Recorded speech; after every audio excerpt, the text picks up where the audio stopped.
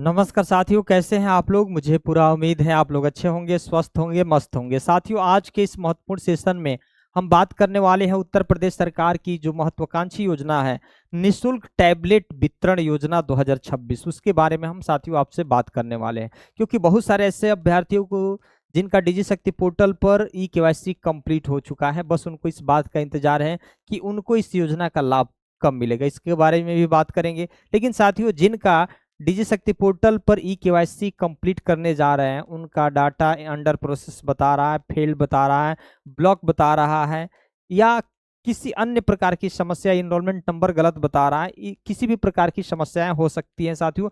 जरूर आप कमेंट करके बताइएगा, उसका मैं समाधान करने का भरपूर प्रयास करूंगा साथियों। लेकिन अगर घर बैठे कैसे आप ई-केवाईसी कंप्लीट कर सकते हैं, आज इसके बारे में भी बात करेंगे। और फेल्ड है तो इसका वजह क्या हो सकता है, ब्लॉक है तो इसका वजह क्या हो सकता है, एनरोलमेंट नंबर गलत है तो इसका समाधान क्या हो सकता है, आज इसके बारे में भी हम आपसे बात करने वाले हैं साथियों। इसकी पूरी पीडीएफ हम लिए हैं कि कैसे ई-केवाईसी को कंप्लीट करेंगे, इसके बारे में भी हम साथियों बात करने वाले हैं। यहाँ देखिए, ये पूरी तरीके से आपको क्या करना है, पहले तो ये ध्यान रखना है कि डिजी शक्ति पोर्टल पर आपको जाकर गूगल में जाकर या क्रोम में जाकर आपको डिजी शक्ति पोर्टल लिखना है। लिखने के बाद इस तरह का स्लाइड आपके पास ओपन हो जाएगा। उसके बाद ई-केवाईसी थ्रू आप मेरी पहचान इस तरह का आ जाएगा, इस पे आपको क्लिक करना है। जैसे ही आप इस पे क्लिक करेंगे तो साथियों ध्यान रखिएगा, और सर्च करेंगे तो इस तरह का स्लाइड ओपन हो जाएगा। और इस तरह का स्लाइड ओपन हो जाएगा तो इसमें देखिएगा, एक में यूनिवर्सिटी का नाम फिल करना होता है, एक में आप जिस डिग्री कॉलेज में पढ़ते हैं उसका नाम फिल करना होता है, इनरोलमेंट नंबर आपके एडमिट कार्ड पे इनरोलमेंट नंबर होता है, उस तरह से फिल्ड करेंगे, कैप्चा कोड डाल के इसमें सर्च कर देंगे।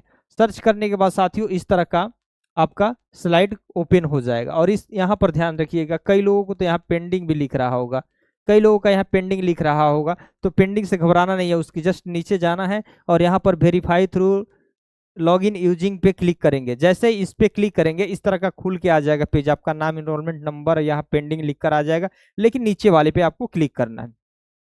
जैसे ही नीचे वाले पे क्लिक करेंगे तो मान के चलिए कि भाई क्लिक करने के बाद किसी का लिख देता है योर डाटा अंडर प्रोसेस। इसका मतलब ये हुआ कि आपने जरूर कुछ बदलाव किया है। हो सकता है आपने date of birth Aadhaar card वगैरह में चेंज करवाए हैं, या कॉलेज में आधार कार्ड में कुछ और हो गया था, हाई स्कूल में कुछ और हो गया था, तो अपने संशोधन लेटेस्ट में जो भी करवाए होंगे, पिता माता का नाम या अपना नाम या डेट ऑफ बर्थ, किसी प्रकार की अगर संशोधन होगा तो डाटा अंडर प्रोसेस लिख ही देता है। तो इसके लिए 2-3 महीने का समय, यानी मैक्सिमम 90 दिन का समय होता है साथियों। 90 दिन के बाद अपने आप ये ठीक हो जाएगा। इससे पहले अगर आप चाहेंगे कि जल्दी ठीक हो जाए तो नहीं होता है, किसी किसी का हो भी जाता है, किसी का 3 महीने से अधिक भी लग सकता है, लेकिन आपको इंतजार जरूर करना होगा, पहली बात। उसके बाद ध्यान दीजिएगा, अगर इस तरह का है, अगर समस्या है तो मान के चलिए, तो एक तो फील्ड बता रहा है, अगर नहीं बता रहा होगा तो क्या करेंगे भाई, साइन अप फॉर मेरी पहचान, इस पर आपको क्लिक करना है। जैसे इस पर क्लिक करेंगे तो इस तरह का स्लाइड ओपन हो जाएगा। इसमें आपको मोबाइल नंबर डालना होगा, यहाँ जनरेट ओटीपी करेंगे। ओटीपी करने के बाद इसमें सब आपको भरना होगा। यहाँ आप अपना नाम भरेंगे, यहाँ जेंडर मेल फीमेल, या डेट ऑफ बर्थ, ये पर्सनल मैसेज में आप कुछ भी भर सकते हैं, किसी का नाम वगैरह कुछ भी भर सकते हैं। उसके बाद यूजर नेम, ये आईडी जो आपको बनाना होगा, इसमें आपका सिंबल भी हो जाए, नंबर भी हो जाए, आपका नाम वगैरह हो जाए, या इसमें अपने से पासवर्ड भी क्रिएट करना होगा। जैसे ही क्रिएट करेंगे तो ये सारी चीज़ें खुल के इस तरह से ओपन हो जाएगी। ओपन होने के बाद एक्सेप्ट करेंगे। एक्सेप्ट करने के बाद साथियों यहाँ ध्यान रखिएगा, एक्सेप्ट करेंगे, एक्सेप्ट करेंगे और इसके बाद ये कैप्चा कोड जैसे 12-8 है तो यहाँ पे 20 लिखेंगे। 20 लिखने के बाद फिर आपको यहाँ आधार कार्ड नंबर डालना होगा, यानी मोबाइल नंबर ईमेल से, तो आपको आधार नंबर यहाँ डालना होगा। मोबाइल पे क्लिक करेंगे, ओटीपी जाएगा और 4x1 यानी 5 यहाँ पर क्लिक कर देंगे। यहाँ पे एग्री पे क्लिक कर देंगे। एग्री पर क्लिक करेंगे तो यहाँ ओटीपी जाएगा। ओटीपी जाने के बाद ओटीपी आपको फिल करना होगा, वेरीफाई कर देंगे तो सक्सेस हो जाएगा। इस तरह से आपको सक्सेस हो जाता है साथियों। ठीक, सक्सेस हो जाएगा तो फिर आप उस समय जब फिर मेरी पहचान पे क्लिक करेंगे, क्लिक करने के बाद आप यूनिवर्सिटी कॉलेज सेलेक्ट करेंगे, एनरोलमेंट करेंगे, तो यहाँ देखिए वेरीफाइड लिख दिया ना, इतने बज के इतना मिनट पर वेरीफाइड हो गया। तो इस तरह से आपका वेरीफाइड हो जाएगा। अगर किसी प्रकार का अंत में वेरीफाइड नहीं होता है, अंत में लिख देता है कि जैसे मान के चलिए ये पैरामीटर नेम स्टूडेंट नेम में जैसे अपलोड बाई कॉलेज इंस्टीट्यूशन, यानी कॉलेज ने, जैसे मान के चलिए नाम, कॉलेज में नाम कुछ और अपलोड हुआ है और डॉक्यूमेंट्स में आपका कुछ और है।